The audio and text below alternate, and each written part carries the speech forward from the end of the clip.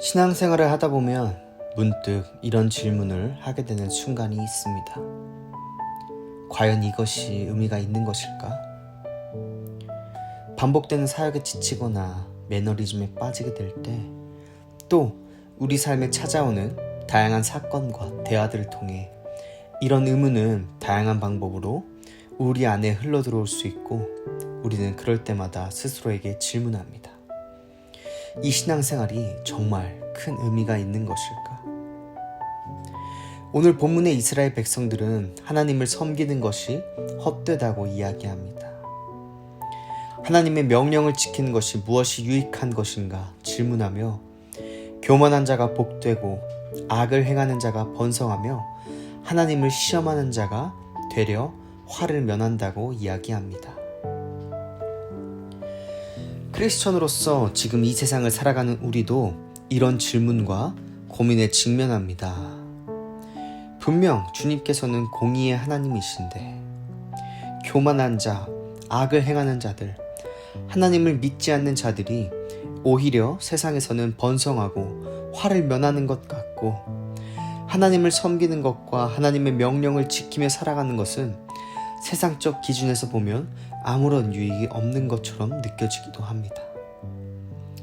하나님께 예배하며 경배드리는 삶이 공허하고 소용없고 아무 결실이 없는 것처럼 느껴지는 순간이 찾아오면 우리는 본문의 이스라엘 백성들처럼 질문합니다. 무엇이 유익하리요?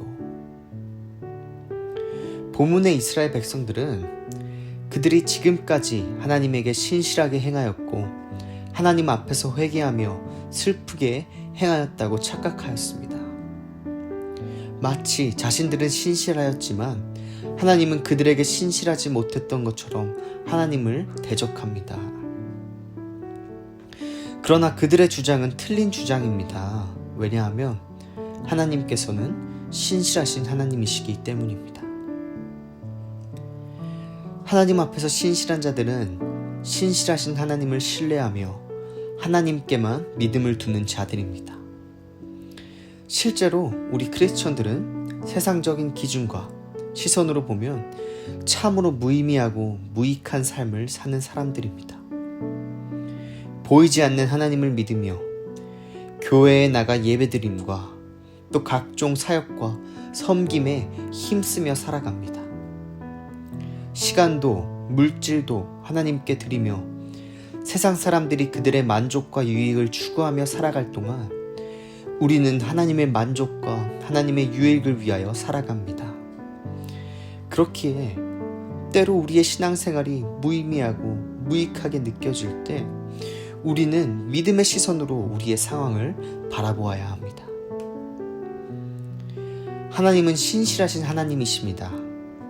그리고 주님께서는 주님을 경외하는 주님의 사람들이 주님의 특별한 소유이며 그들을 아끼시고 기념책에 기록하시리라 말씀하십니다. 주님을 경외하는 자들은 신실하신 하나님을 믿으며 예배와 말씀 묵상, 기도에 힘쓰며 각종 사역과 섬김을 통하여 그리스도의 사랑을 흘려보내는 자들입니다. 아무리 우리의 신앙생활이 무의미하고 무익한 것으로 보일지라도 주님의 시선에는 주님을 경외하며 주님을 섬기는 크리스천들의 삶의 모습입니다. 온 세상의 주인 되신 하나님께서 특별한 소유라 선언하시고 친히 아끼시는 주님을 경외하는 자들, 크리스천의 삶이 어찌 무익하고 무의미하겠습니까?